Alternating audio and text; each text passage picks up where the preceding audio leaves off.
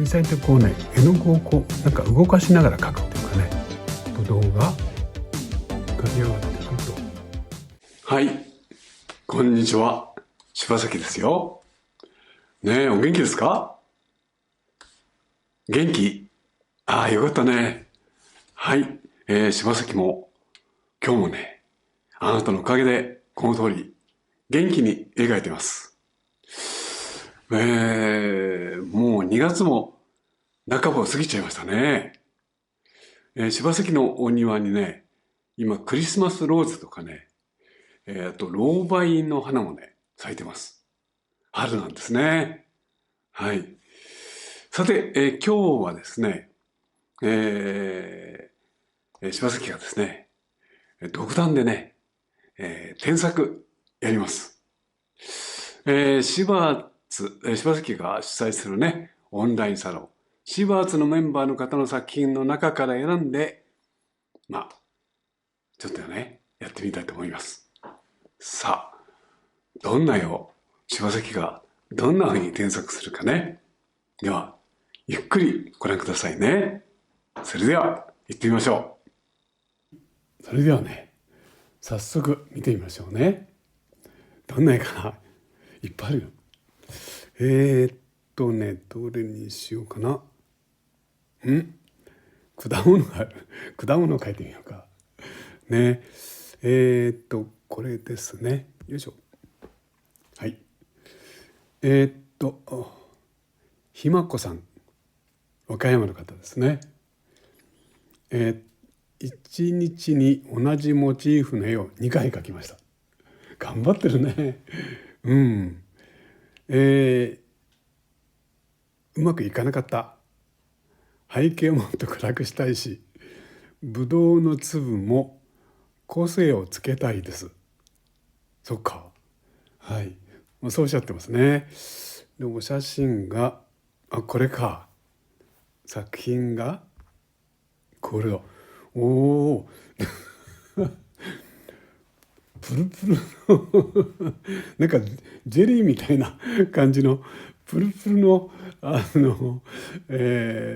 ぶどうのね、もう美味しそうですね。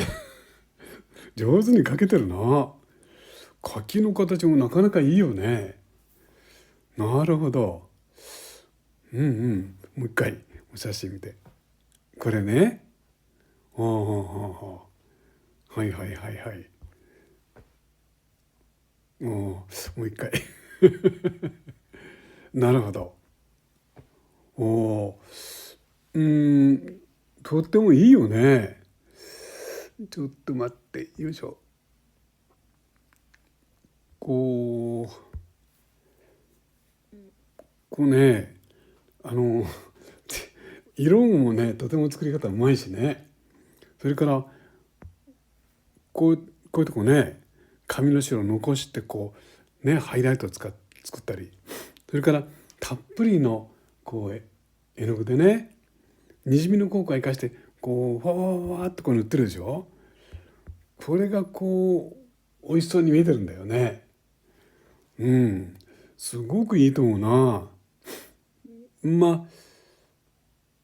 そうだよね。ただこう後ろをですね、こう色を変えながらダーッと塗ってくれたんですけど、この柿の形ね、この形見るとこれ結構上の方から見てますよね。上の方から見てるのになんか床みたいのがこの辺にしかこう書いてないよね。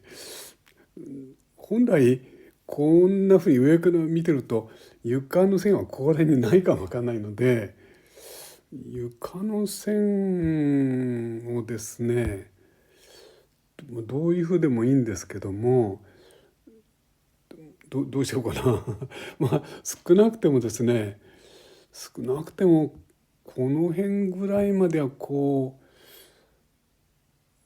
っちの方はこう少し床にはみ出たというふうにして、こういうふうでもいいんですけども、とにかくこの柿がですね、この床の上にちゃんと乗っかってるように床はした方がいいかな。後ろをこう暗くしたっていうのは大正解ですよね。うん、そうだな。これにじみもうまいし、まああともう少しね、まあ欲を言えばですよ。欲を言えば、このなんていうかな、ブドウの、まあできてるんだけどね、これだけ上手だから言うんだけど、ブドウのこういう全体のこういう立体感、ここね、ちょっと写真見てみよう。写真、これを消して写真、このね、ああほら、やっぱりごめん間違った。えっとですね、これはやっぱり床、こっちの方まで床あるよね、こっちの方までずっと上の方までね。だから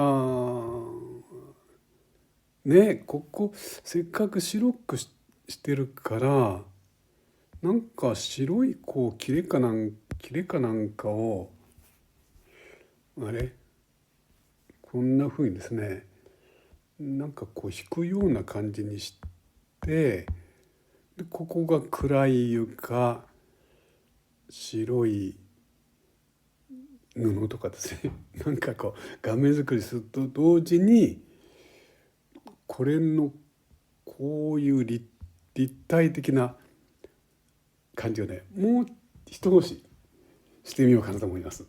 できるかな。じゃあちょっとやってみますね。あらら、今画面が揺れたでしょう。今ね、実はドーンと地震が来たんです。はい。地震が来まして、ちょっと驚きました。ね、画面がグラグラって揺れましたね。はい。はい。もう本当この頃、ね、あちこち地震が多くて心配ですね。はい。こんな感じかな。それでギリギリ床を描くと。はい。それでじゃあ本当にブドウが上手に描けてんだよね。こうなってここら辺から始まってるか。ここら辺から始まって、まあ数えない方がいいかな。本人に言ってもやっぱ似せた方がいいかな。まず1個あって次があって、そしてここにあって、ここにあって、それからここにあって、これが上向きの形でこうなっていて、それからここにこっち向きにこう1個あって、ここにちょっと小さめのかな、これはなんかこんな感じ見えるな。その向こうに頭隠したのがこうあって、また隠したのがあって、これがこうなってるんだね。これ結構大きいんだ、粒がこうなってる。まああんまりそっくり、ちょっとね見せてもただ競い合うようになってしまうでしょうから、ここにこうあって、こうやってやって、これが明るいのが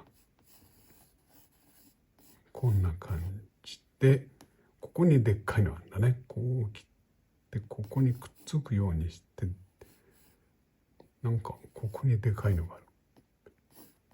まあでこれが普通のブドウですよね。大きい実もあれば小さい実もあるっていうね。日本の巨峰みたいな粒がみんな揃ってるでしょ。あれはね、聞いた話ですけども、ブドウ農家の方がですね、実が育ってくる段階で全部同じ大きさにねするために、摘果っていうかな、要するにブドウの中のね小さめな実を取っちゃうのね、もう育ってる途中で。そうするとそこに空間ができるので、その隣のは大きくなって、みんな同じぐらいの大きい粒になるっていうね、非常に手数がかかってるらしいんですよね。だからああいうぶどういただくときはね、そういう農家の方のご苦労をちょっと忍びながらっていうかですね、食べる必要あるよね。そこまで手をかけて完璧なものを作ろうっていうのは本当に日本人の気質だよね。はい。でこうなってそうあんまりここにこんな形か。まあ大変上手なのでできるだけその絵に似せますね。こうしてこうなって正直自分で描くときはですね、こんなに真面目に描かないんですよ。本当の話。なんかチャッチャッチャッチャって書いて終わりにしちゃうんですけども、逆に添削の方がちょっと絵真面目に描いちゃいますね。ね、せっかく描いてくださったのになんかいくら柴崎流だって言ってもですね、なんか申し訳ない気がしてつい丁寧になってしまうんですけども、こんな形でいいかな。それでここにヘタがちょっと少し大きめに描こうかな。これね、こんなになって見えて、これがこうだよね。このくらいでこのくらいでこんな感じでいいかな。それで柿がこう切って、これが光ってるのね。これ上手だよね。それでヘタがここに中心があって、こうなってこう切ってこうなっていて、こうでこうで、こんな感じかな。これはそうだな、白い布どうしようか。白い布みたいにして面白いよね。だからこっちからこうやってなんかここでなんか少しこれにシワなんか寄せてですね、こんな風に寄せながらここでやめて、こっちへなんかこんな風に別の布にしちゃおうかな。その方が構図が楽しいかな。勝手に変えました。ね、ここもここは床をこうやってですね、こう見せるんですけど、じゃあこうやってここからなんかこんな風にですね、白い布にして、でここは白くないというぐらいですと、もうちょっと絵が変わるかな。はい。こうしなきゃいけないってことはないんだけどね。それでじゃあ早速塗ってみましょうね。この辺りのですね。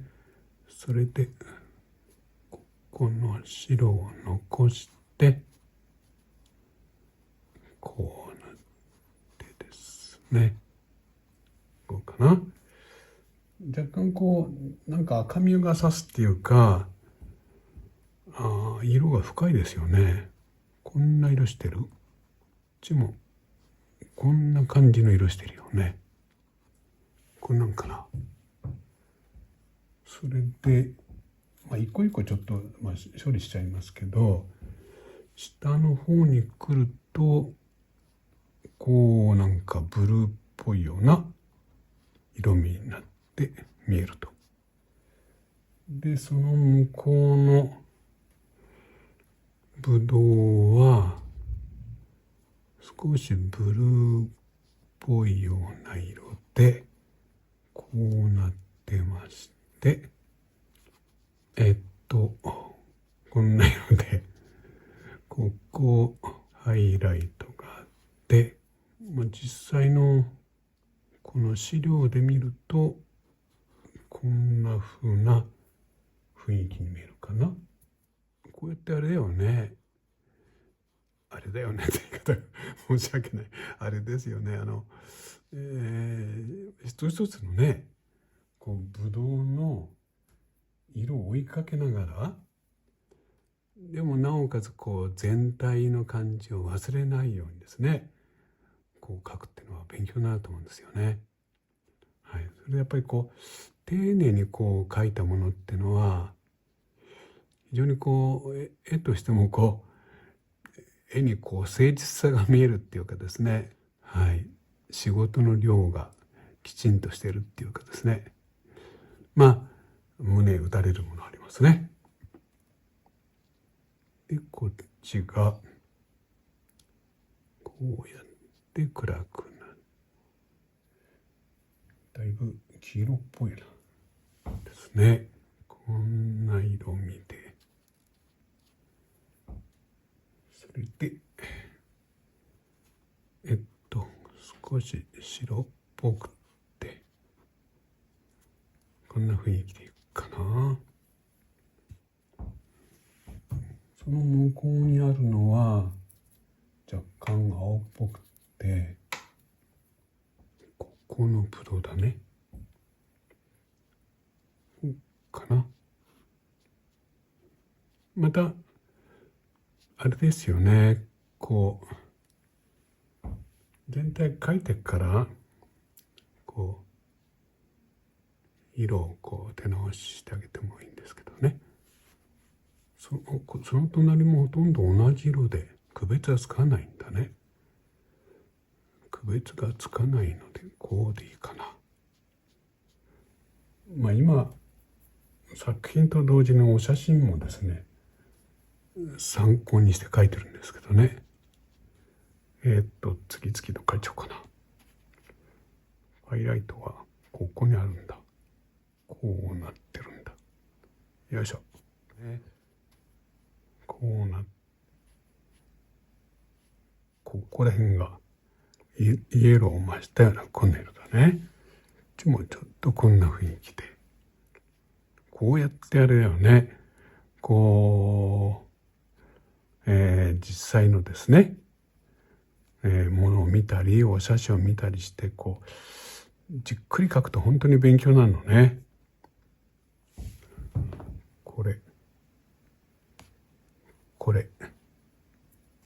これもそんな感じになってる。水彩の良さ、自然な混色で色も深くなりますよね。ここもこっちへ溶かし込んでいって、こう水彩ってこうね、絵の具をこうなんか動かしながら描くっていうかね、はい、なんでいいかな。こう来てこんな具合でここにハイライトがあって、で果肉が透き通って見えるのでこんな感じで見えていて、でこっちはもうすっかりブルーで結構暗くなっていまして、まずこうですね。でその下にまたここにこんな風に顔を覗かせてる。ここが明るく見えるような影がこのブドウが持っているんだね。こう描いてこれが明るく見えてる。こんな感じだ。でそうしたらそういう関係の中でここがこう暗くてこうなってよいしょ、いけない間違えちゃいました。でこうなっていて、それでこうだ。何かこういう感じのこっちへちょっと飛び出るような形のこんな実で、まだこの下にある。この下にここに別の実がここに隠れていまして、ここが明度差できり見えて、こんなとこも少しこう暗くなっていて、こうやって暗く描いて、実の明るさとかですね、形を引き起こしていきましょよいしょ。そうだな。少し分かりにくいから鉛筆消しますね。消した方がね、分かるよね。だいぶ塗ってきたよね。まあこうやって一個一個、書いてるんですけども、でも同時にですね、そうやって書きながらも物の前後感、それからこのブドウの一個一個の個性だけじゃなくて全体の関係、そういうところもですね、こう頭に入れながら書くということなんだよね。それが大事なことだよね。それをしないとこう一個一個だけ書いてですね、できたみたいにこうなりがちなので、このところがこんな色できまして、こうかな。でこれがポコッと見えるわけだよね。その向こうに今度はこんな感じのブドウが、よいしょっと。でここは少しなんかピンクがあったような色味を持ったブドウさんが、ここに頭を出して、これもちょっとピンクがってんだな、こうやって。他にこれもちょっとこうピンクがあったりして、黄色みがかったりしてですね、こんな雰囲気。こうなってきましたので、今度はこれでですね、より立体的にするといいわけですね。はい。特にここら辺が自分に一番上に飛び出ていて、しかも近いところなので形を強調するということになりますね。形を強調するってことは明度差を強めるってことだよね。なので例えばこうって暗くしてですね、そしてその暗さをこっちの調子としてこう持ち込むと、こういう展開ですよね。でもあんまりこう形態感をっていうかですね、こうなんていうかな、こういじりました感じがあんまりあるとですね、またそれも甚だ面白くないので、こう水のついた筆で優しくこうやって混ぜながらですね、これがポコンと手前に出てくるように見せる。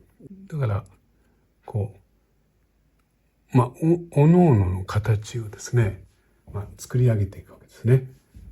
例えばこれの身に落としているこういう影とかですね、そういうのも大事かもわかんないですね。からこれなんかも立体なので、これですね、ここら辺からこうやって側面の調子をこう塗り重ねて溶かすと。からこれはもうだいぶ横の面向いてきたので、この辺をですね、こう日陰のようにして、実際よりもちょっとこう誇張気味にですねしてみるとか、これなんかも横を向いてきたので、ここの横の面ですね、こういうとこですね、このようにして横に倒し込んでいく。またあれですね、こう色味もこうみんな同じにならないようにですね、少しそんな色かなと思ったらそのようにしてみるとかですね。例えばこれなんかブルーですね。でこれはこうやって大きく日陰ですね。この色をかけて空間とか立体を表現するっていうのは、この水彩はとても大事なことなんですね。例えばこれなんかももうほとんど日陰の面ですので、こういう光の当たったところも、大事なんですけども、でもこれ日陰ですよっていうかね、しかも下の方にあるんですよとかですね、そういうことを見る人に分からしめるっていうですね、作業ですね。で、同じくですね、例えばこれなんかも影が起こっている、これによる投影ですね。だから何て言いますかね、絵を描くという複数の要素をですね、何が手前で何が奥、何が上の方で何が下とかですね、風景なんかそういう状況っていっぱいあると思うんですよね。でそういうお勉強にもですね、実はこのブドウみたいなね、こういうものを描いてみるっていうのはすごく勉強になると思います。一個一個の形態感を描くと同時に、そのおのおのの関係性ですね、つかみ分けるっていうね、そういうことだよね。とにかく光っていうものですねを見えるように重ね塗りですね。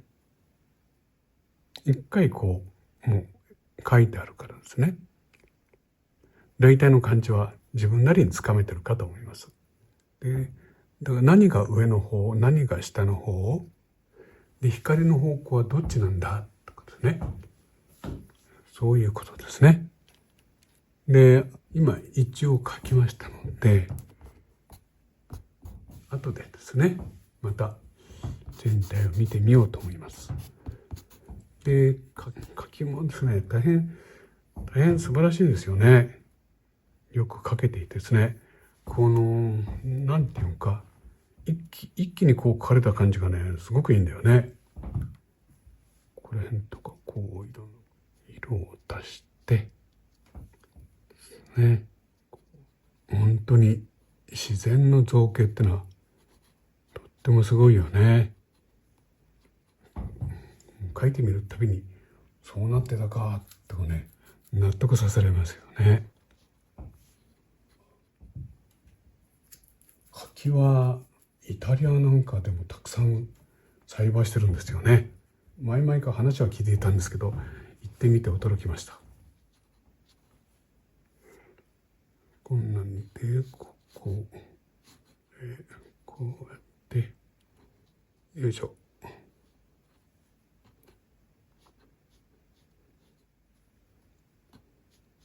こうなって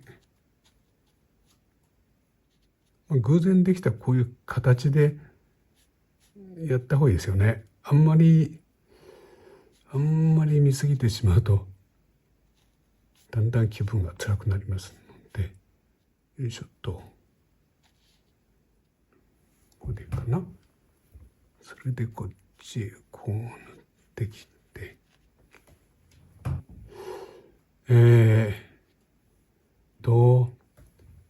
色をたっぷり、しかも鮮やかに使ってですね、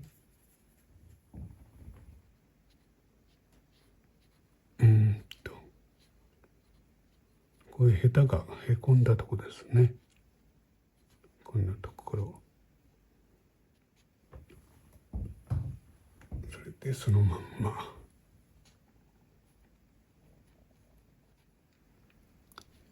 よいしょ、色の対比でブドウが浮かび上がってくると、よいしょ、であとはスッとやって、こんな具合。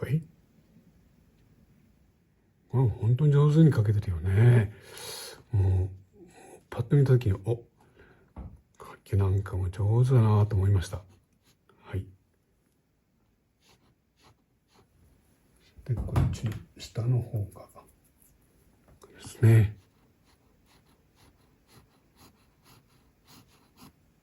このくらいでいいかな。で少しウルトラマリンなどを加えまして、これですね。これは反射ですね。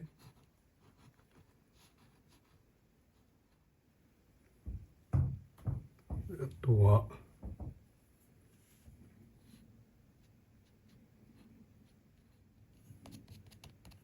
こんなんかな。ちょっといらないとこ消しましょうね。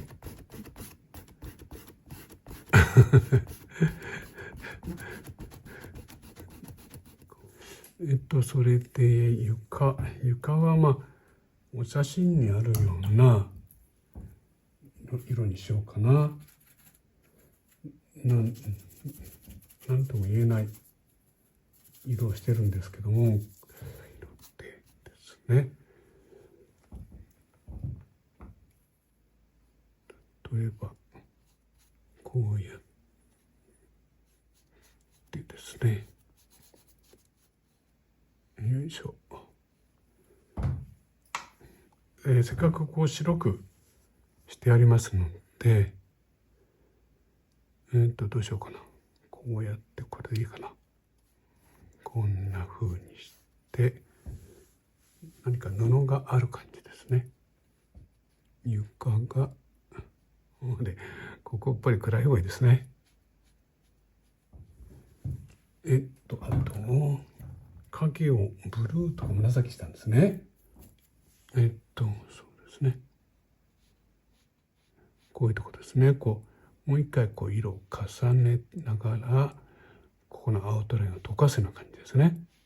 ここのちょっと薄めてですね。例えばこうやってここのシワですね。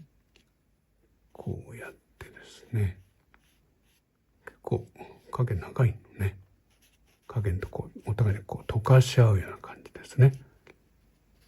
こういうとこですね。こういうとこも例えばこうやって山谷を作りまして、床の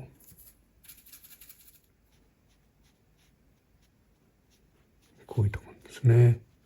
このようにこう布は白くて明るいんですけども、床は暗いのでやっぱり影はそれなりに暗くですね。だからそっか、こうやった方が分かりやすいかな。ちょっと絵変えますね。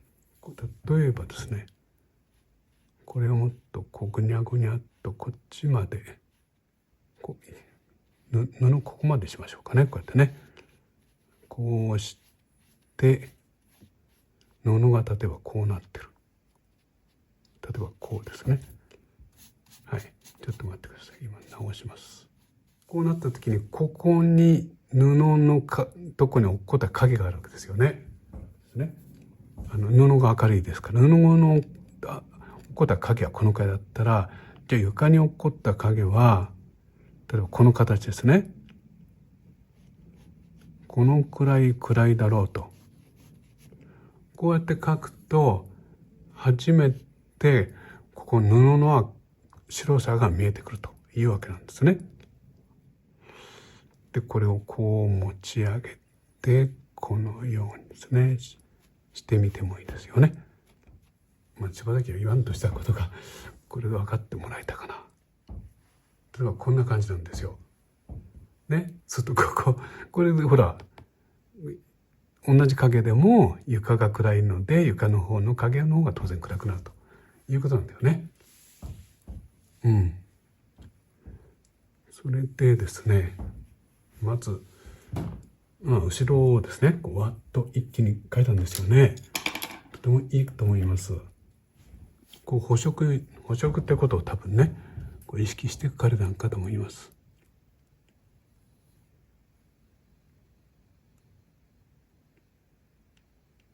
多分こういうことを意識したんだよね。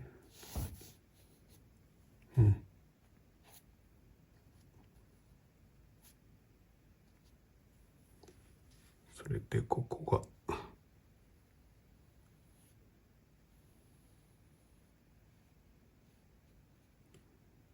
形、こっちの方がだんだん紫になってくるね。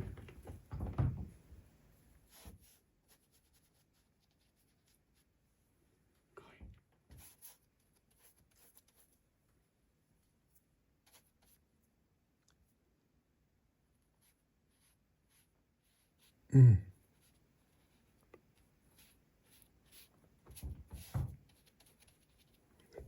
このくらいで、こうブドウができたんですけども、ですね、例えば明るいところ、こうやって少し色を取ってですね、またこういう光沢、こう作り上げてきてもいいんですね。でもこう塗ったんですけども、この、全体のですね、例えばこんな色で描いてるとした時に、やっぱりそんな色がこう入るということが大事かと思うんですよね。やっぱりこの絵の調和ですね。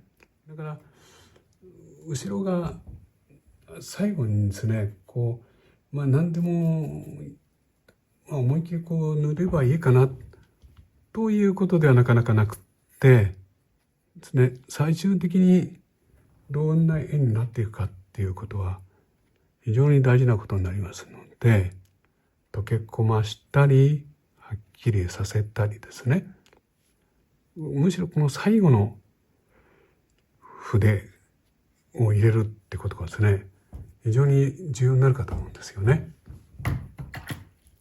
またこの上からですね、順色を撫でるようにして上書きするわけですね。でその時にもどこをどんなふうに見せたいかっていうですね、そこが大事かと思います。同系色を乗っける場合にはですね、色の鮮やかさっていうのは落ちないですから、結構大胆にですね、色をのせてみるといいと思います。これをまとめてしまいましょうか。これをご本人は実際よりちょっと緑っぽく描いてるんですね。もうこういうのもいいことですよね。みんな色味が同じにならないっていうね、そういう表現はね、大変優れてると思いますけどね。はい。こんな感じでいいかな。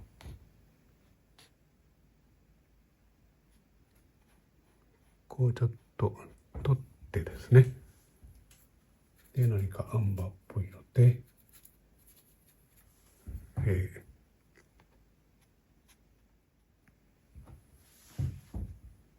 こうかな。とにかく日陰の方は単純化というわけですね。この日向日陰をどう描くかっていうのはやっぱり大切なんですよね。もっと暗くしてあるんだね。よく見たら後ろをもっと暗くしてるんですね。ここねごめんなさい、よく見たら非常に暗くしてあったんですね。この暗い、しかもこの際まで塗ってないところは非常にいいですね。際まで塗ってしまうと意外と空間がなくなってしまうので、そこを避けてるっていうのは素晴らしいと思います。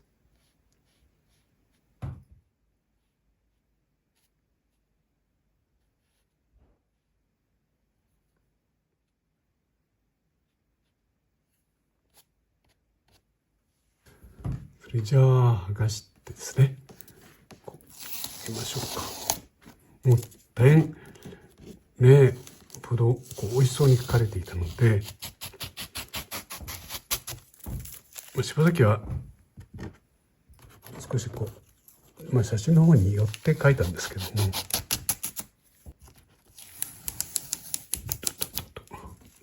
も、先ほども言ったようにこの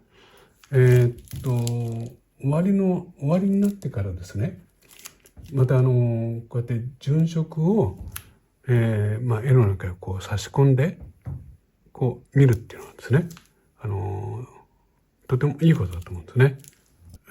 ブドウがですね、まあ、今一歩こう色がなんでかはっきりしてないというかですね、そういうふうなブドウなので、このくらいですね、こう純色を差し込んであげれば、まあ、絵としては、まあもうちょっとこうメリハリの利くね、絵になります。この柿なんかがですね、結構上からこう見た状態でこう描いているので、床を描いてですね、これがちゃんとテーブル上から見たテーブルへ乗っかってるという感じに、これが上手に描けてるだけに、こう床をですね、床をこの柿の目線と置いたって感じにこう合わせてみるということですね。このブドウの、フレッシュさは大変うまいですのでね、もう素晴らしいと思います。ただこう日陰の部分ですね、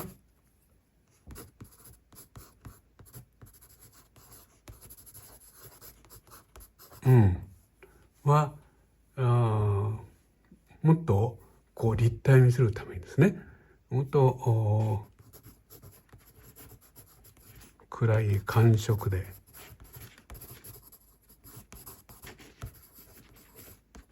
まとめてみるということですよね。あと何言ったっけ。まあ例えばですね、こう要素がこう2つしかなかったので、例えばこういう布を加えるね、こんなのも参考にしてください。こんなことですね。後ろはね、もちろん柿もうまいですね。はい、そんなことかと思います。はい、では以上ですね。はい、ねえ、どうだった？ブドウと柿のある生物だったんですね。ブドウっていうのはこう一粒一粒はね、ちゃんと立体球形なんだけどね、それがこうたくさんくっついてるからね、それをどうさらに一つの立体的な塊としてね捉えるかっていうのが、結構優しいようで難しいのよね。でもこういう一つ一つ、独立した要素をまた一個の空間としてまとめるっていうのは、もう絵を描く上では、当然必要な考えなんですね。そういう意味で、参考にね、していただけたら嬉しいです。はい。ここでちょっとお知らせがあります。よいしょ。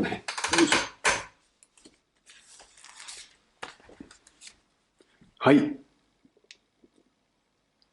ね。猫と暮らす、描く。柴崎の本が、出ました。ねマロン君です。この中にね、柴崎のうちにいるね、サンニャンズ、マロン君、トマトちゃん、ベリー君のね、3匹の猫と柴崎がどう関わって、どんなふうに日々ね、過ごしたり、絵を描いたりしてるか、というのが、入ってます。Amazon でも注文できるようですね。はい。よかったら手に取ってご覧ください。はい。それからですね、柴崎は、アートクレヨンのお教室をやってます。もうこれはご存知ですね。東京は日本橋、ペンテルさん本社の中にあるね、素晴らしいお教室でやるんですよ。はい。おいでになるあなたはね、もう何も持たないで来てください。画材は全部用意してあります。ね。そして一緒に絵を描いて、記念写真撮って、どうですか？ただし、ちょっと人数制限があるからですね、この動画の概要欄からちょっとご確認して、おいてくださいね。柴崎、待ってます。また、柴崎はオンラインによる、水彩画の授業を行っています。これはですね、水彩を主に使うんですけども、絵画の様々な基本的なことのお勉強ですね。だから水彩画が上手になりたいっていう方ももちろんですけども、絵についてですね、いろいろ研究してみたいですね、という方が対象です。もちろん全く知らない初心者でいいんですよ。ね、柴崎は一歩から、もう例えば立体をこう表現したらいいとかですね、遠近感。ね、線遠近法ってのはこうですよってね、実践を踏まえてね、柴崎と一緒にお絵かきします。面白いですよ。はい。自分で言うのは変だけどね、本当なんです。ね。このオンラインによる、柴崎の水彩画講座ね。これもこの動画の概要欄から見てお申し込みくださいね。はい。待ってます。さあ、ということで今回は添削でしたね。また次回違うテーマ、そして違う作品で柴崎はあなたとお会いしたいと思っています。ね、風邪が流行ってます。体に気をつけて過ごしましょうね。はい。それではまたすぐにお会いしましょうね。はい。どうもありがとうございました。はい。またお会いしましょう。はい。柴崎でした。